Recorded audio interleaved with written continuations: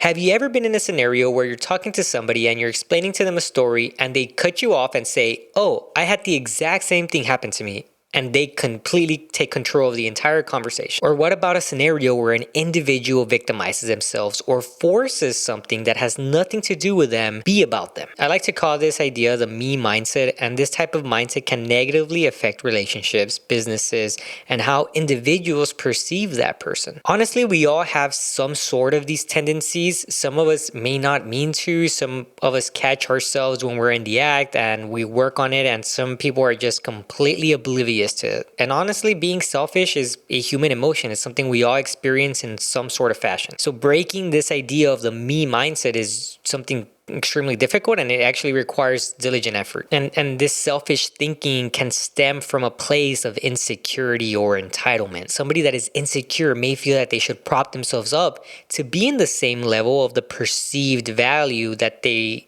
have on the group that they're with. Some people in these scenarios will lie to make themselves look better than what they actually are. Conversely, if it's about entitlement, the mindset can be a bit more aggressive. This is incredibly dangerous if it's somebody in a business leadership position. The entitlement and the continuous me mindset will come off as gloating or narcissistic. Someone who makes work events about themselves or takes accomplishments from the entire team as marks them off as something that they themselves did alone will 100% lead a team to failure. This is not to say that it'll fail immediately. It might work for a bit. Maybe there's a gap in the time it takes for the team to really see those real values of that individual. But I guarantee you that eventually it's going to fail. There's no way that a team will function correctly with a narcissistic leader who follows the me mindset, where they take a lot of the glory away from the team. And if you've seen in my other videos where I go over the statistics, you can see that one of the biggest factors for a good work environment and a motivated team is to give praise to them. So if you take praise, you're going to get the opposite reaction. You're going to get a worse team. You're going to get a bad performing team. So the goal here is for a balanced individual, somebody who has a bridging mindset, to start identifying when that me mindset begins to arise. When our narcissistic behavior begins to seep out of us, that mindset can very well manifest itself in various ways. Maybe you interrupt other people, maybe you take credit from the group efforts, or you steer the conversation back to your own personal achievements. Maybe they interrupt others, maybe they take credit from the group, or they steer the conversation back to their own personal achievements. So let's look a little bit inward. How do we actually fix this? Let's say that we all have a sort of me mindset where our selfishness or our narcissistic behavior kind of comes out,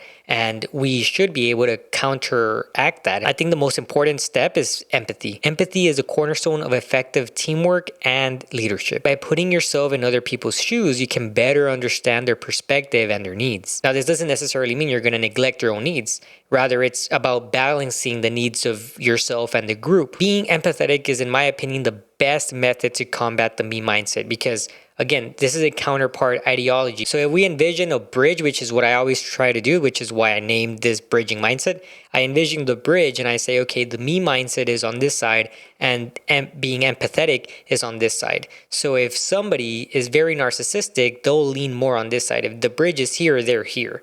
They need to work their way to get empathetic values into them so they can be in the center. A good example here would be if a colleague is struggling with a task. Maybe I could offer assistance to them, right? Rather than focusing just on my own work. Even though I'm a little bit busy, I see that they're struggling and I say, you know what, I'm going to go help them. That empathetic act counteracted a lot of the me mindset. Rather than me saying, this is just my task, it's not my responsibility, I am only going to do what I'm in charge of, I broke that behavior by saying, I'm going to do the opposite, almost like yes man, right? I'm going to do the opposite. I'm going to help them because I had the idea that this is just my work, but this person needs help. I'm going to go out of my way to assist them. And something on a personal level that I began doing was donating to charities anonymously. And I'm going to be completely honest here because I want that to be part of my YouTube channel where I'm honest with you guys about my challenges. And I enjoyed donating money and seeing my face pop up and my name and putting my name out there. And it sounds selfish, but it's true. I liked that because I like saying, oh, look, I was a top contributor. I did this GoFundMe and I contributed the most out of everybody there because I am selfless and look at how much money I can give to somebody. And although I was doing it with good intentions, I did feel that in the back of my mind, there was some selfish desire there despite the end goal, right, is to donate to the charity, but maybe my reasons were wrong. So I said, okay, let me counter that and say I'm going to do it anonymously. So I had to practice what I preach, right? I had to do the opposite of what I felt what I was doing. So now when I donate, I just donate anonymously so people don't know it's me. Counteracting the me mindset can also be done through active listening. Active listening involves fully concentrating, understanding, and responding to what other people are saying. This means putting away your distractions, putting away your phone, maintaining eye contact with the individual you're speaking with, whether you're in a meeting, you're in a coaching session, you're in an interview, or you're just in a regular conversation with a friend. If you genuinely show interest and you honestly listen to others, you validate their contribution and you create a more inclusive environment and interaction between both of you. And you really want the communication here to feel almost like a dance and not a jump screen.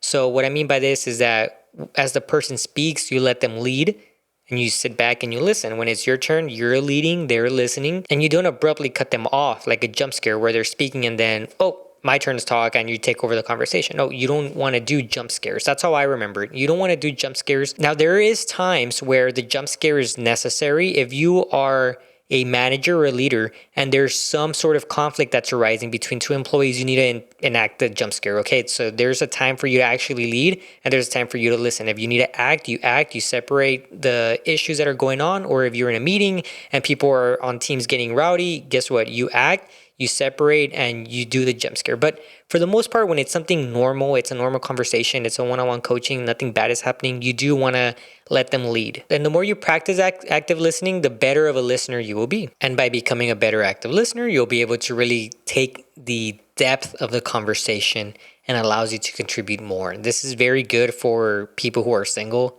Being an active listener is honestly a top game. If you can active listen to the person that you're on the date with and contribute a lot to the conversation, that's very good, as opposed to somebody where they feel like they're talking to the wall. So again, a tool set, right? I always refer to this. You have a tool set that you want to be able to use in various scenarios, and this is exactly one of them. Active listening is very good for, business, leadership, all this other stuff, but it's also available in your personal life if you use it correctly. You also want to share the credit. When a team achieves success, it's very rarely due to one individual alone. Instead, you want to acknowledge that the contribution of others directly impacted your achievements. And this is not only good for the business, but it's also very good for the team because you're boosting morale. You're reinforcing that behavior so that they can redo those same things that got you to this positive scenario. And most importantly, it shows that you are a selfless leader, that you're putting the team before you. And ironically, showing that you are a selfless leader can also be kind of selfish. And I'll tell you why here, right? Because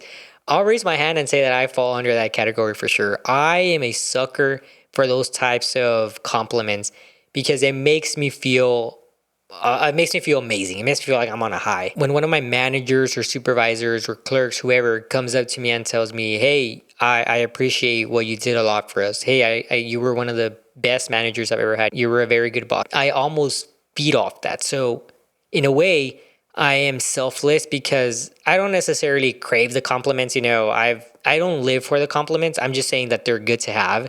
And it's a sort of motivator for myself, right? So imagine if you are the boss and you have that motivator from your team, you, or in this case, myself, I reinforce that behavior through their interaction with me, right? So if you use this on your own, or if you apply this to other types, you can see that being selfless is a good tool, not just for you as a leader, but for your team, because they will respect you a lot more and it'll help the morale. And again, let's think about balance. Let's imagine the bridge for bridging mindset. On one side, you have me. On the other side, you have us.